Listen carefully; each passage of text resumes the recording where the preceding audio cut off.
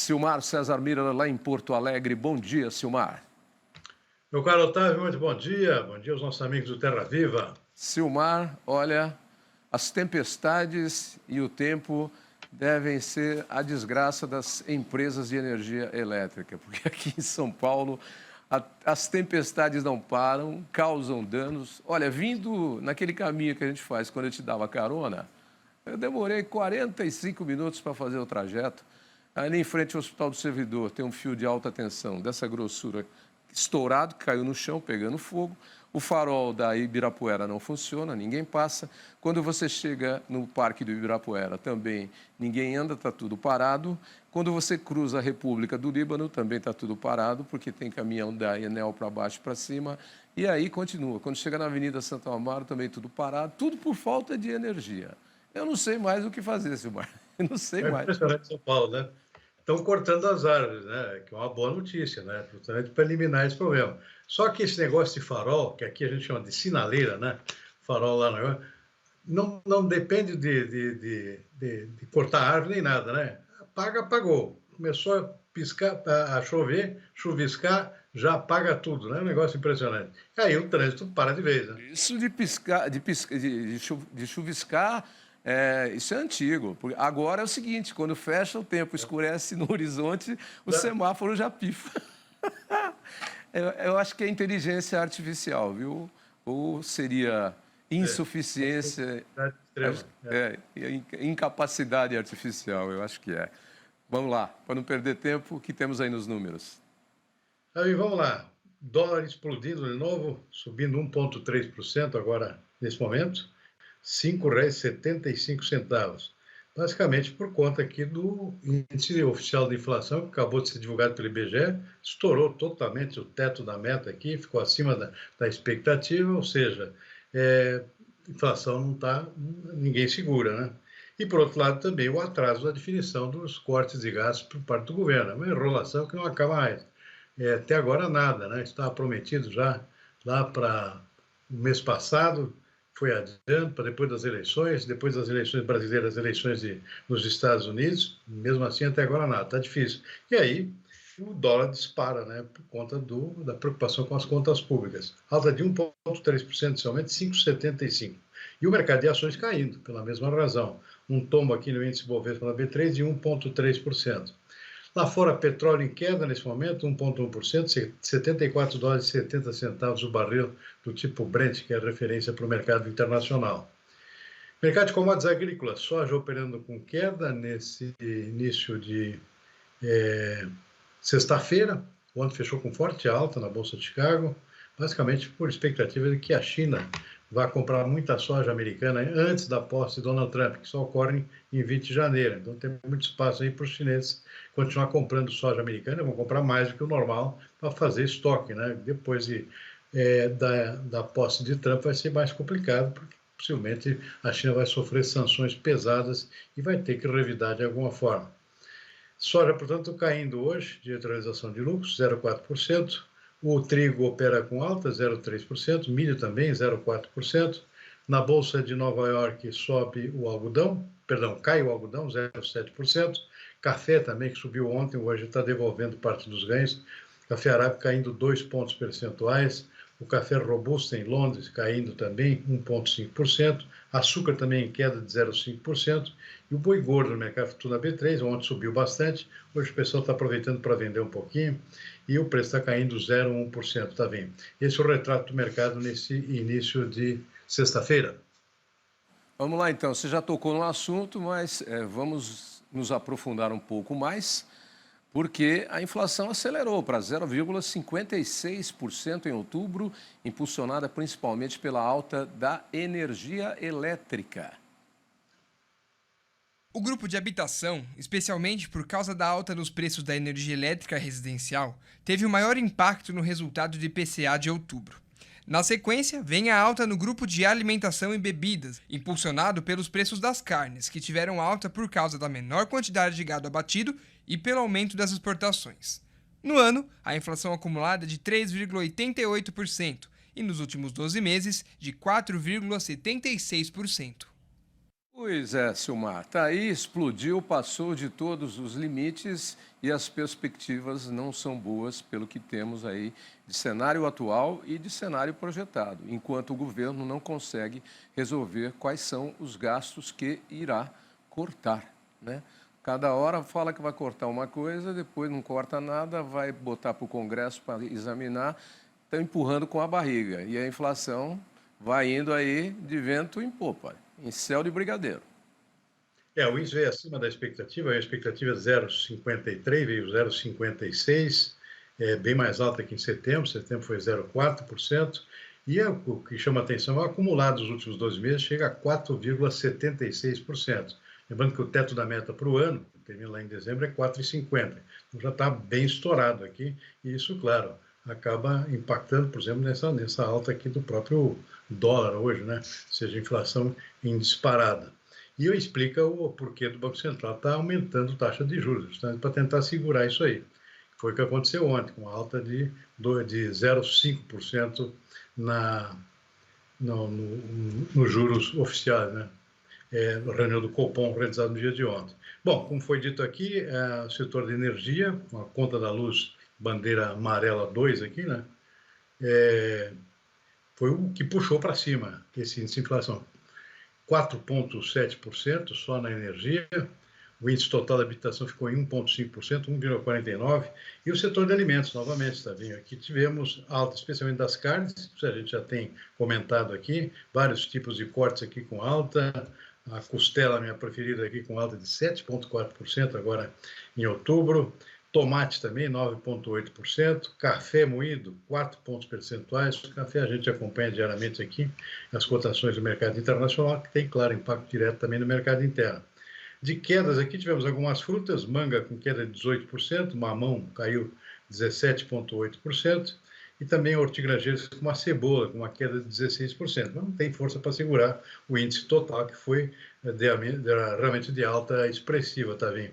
Então tá aí, preços subindo, inflação subindo e juros acompanhando com altas consecutivas. Ontem já se falava, inclusive, também, de que em função de toda essa situação e da dificuldade do governo em cortar gastos, possivelmente o Banco Central vai acentuar ainda mais a alta da taxa básica de juros, da Selic, já se fala em 13%. Hoje está ainda em 11,25%. Em suma, a situação não está nada bonita aí no cenário macroeconômico, tá vendo?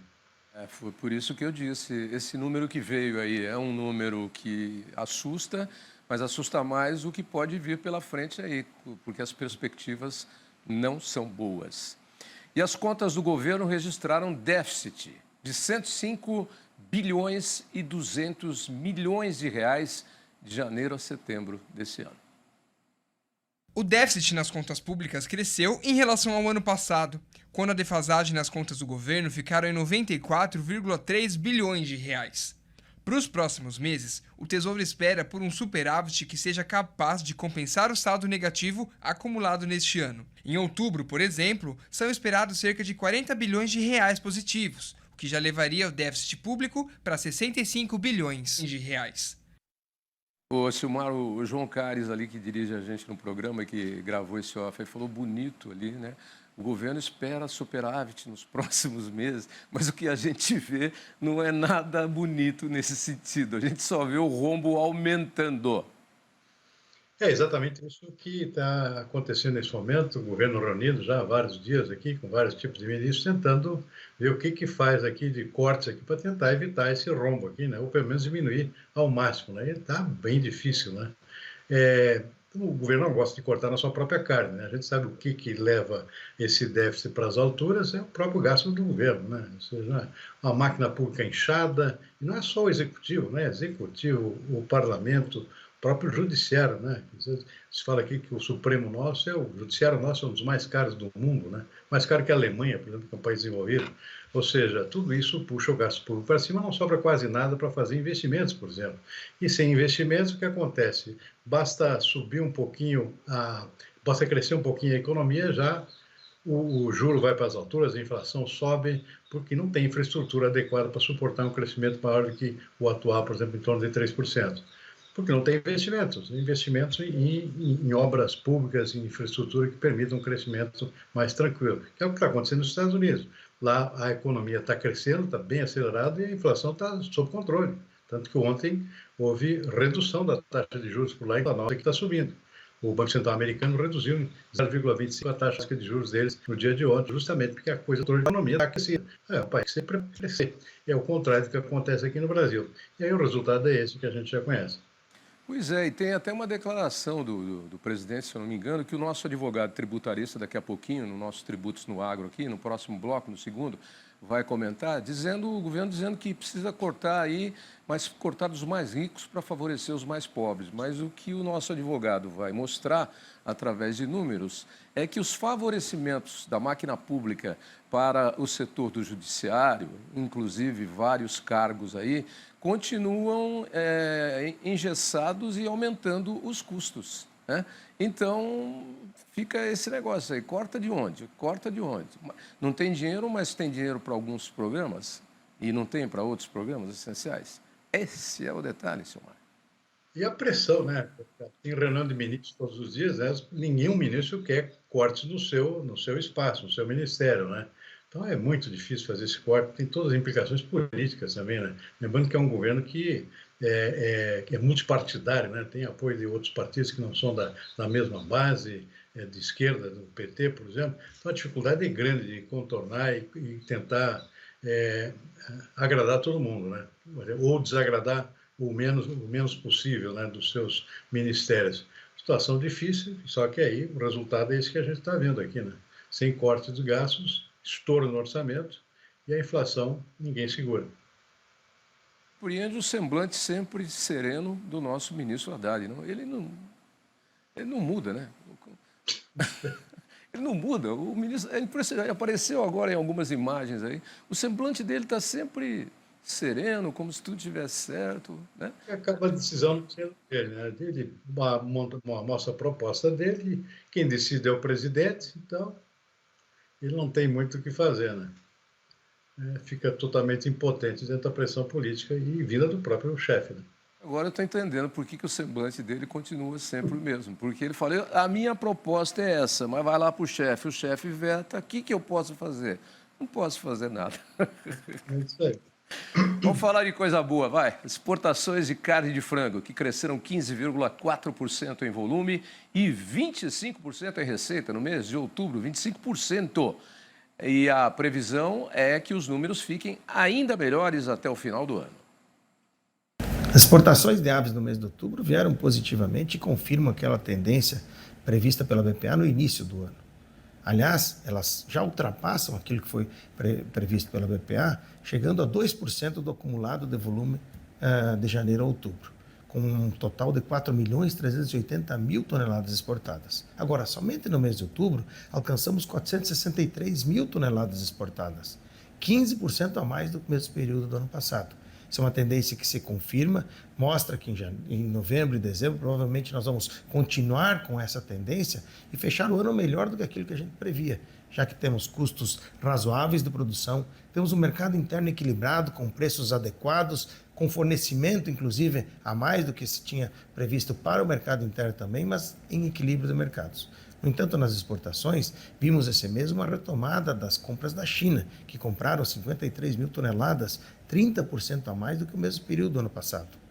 E também tivemos os bons desempenhos do Japão, do México, ambos com casa de quase 20% de crescimento quando olhado o mesmo período do ano passado, além de Filipinas e a União Europeia, que cresce 20%, mais de 20%, mas tem valor agregado.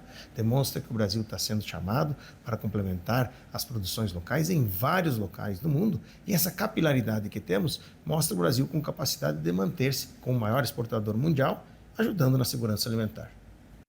Sem dúvida alguma, o setor de aves aí, a carne de frango, vai voando alto e longe cada vez mais.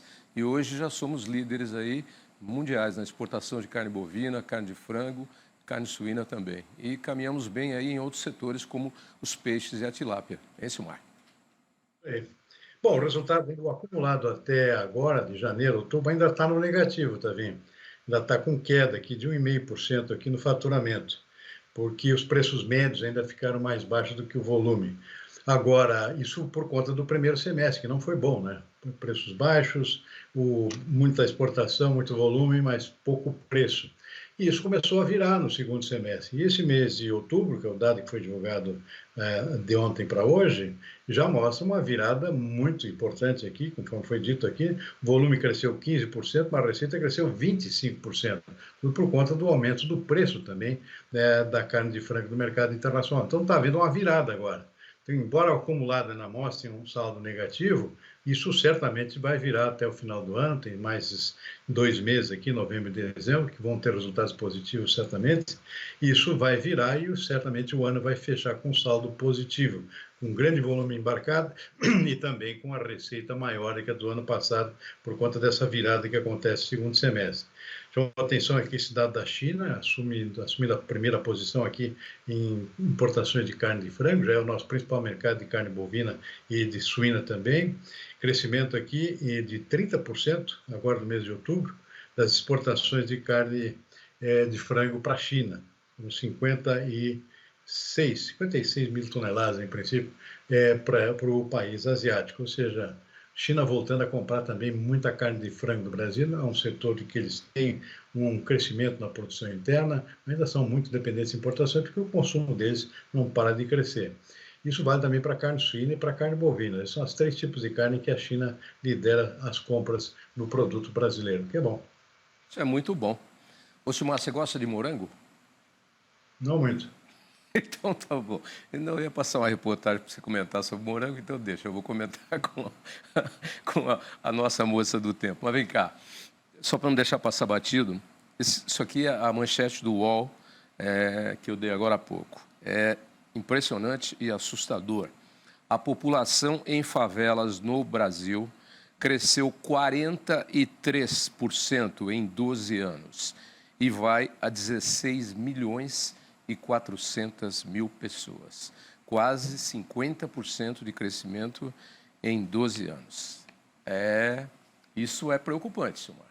Dado oficial do IBGE, né, divulgado hoje, realmente muito preocupante. Não é mais um fenômeno de grandes cidades, das capitais, praticamente em todo o país hoje, com favelas em qualquer cidadezinha. Impressionante. Então, da pobreza da população brasileira está empobrecendo e parece que ninguém está vendo isso aí, né? Parece que está tudo andando muito bem. Não está. Não está mesmo, porque, como você citou aí, e eu já citei também, num passado não muito distante, e sim recente, favela era privilégio de algumas cidades grandes. Você tinha na periferia de São Paulo, tinha no Rio de Janeiro, tinha parte de uma periferia de Porto Alegre. Hoje, qualquer cidade do Brasil, do tamanho que for, você encontra uma favela. É um negócio impressionante. O aumento da pobreza já começou já há alguns anos aqui a ser acentuado, né? E isso, claro, dificulta, inclusive, essa decisão do presidente aqui de cortar esses sociais, por exemplo, que é aquele Bolsa Família e outros recursos extraordinários aí que surgiram, especialmente na pandemia. Está complicado, porque realmente a pobreza não diminuiu, não, pelo contrário. E isso fica bem claro nessas favelas aí que rodeiam praticamente tudo que é cidade brasileira. Os números são do IBGE, divulgados hoje, e não está nesse relatório do IBGE, mas quem está em São Paulo, e eu não sei em outras cidades ou grandes cidades do país, o número de moradores de rua, pessoas desalentadas, morando debaixo de marquise, em entrada de banco, na calçada mesmo, é um negócio impressionante em São Paulo e em alguns outros lugares também. Embaixo de viaduto, então, um exemplo, lá onde eu morava, perto de São Paulo ali, que a gente passava por ali, lembra? População grande embaixo de viadutos que a gente cruzava ali quando ia em direção à TV. Exatamente. Bom, mesmo uma cidade embaixo de viadutos. Bom, eu espero que algumas pessoas estejam vendo o que está acontecendo aí na sombra desses números aí, porque é assustador, é assustador. Vou deixar você em paz, você não quer falar de morango, você disse que não gosta muito, então eu vou falar um pouquinho sobre o morango aqui para depois comentar com a Patrícia, tá bom? Bom final de semana para você, vai ter muita chuva, hein? Nós vamos saber já na previsão do tempo. Pessoal da Energia Elétrica, se prepara porque São Pedro vai judiar de todo mundo, hein? Abraço, Silmar, até segunda. Boa tarde, bom fim de semana, até segunda-feira. Até.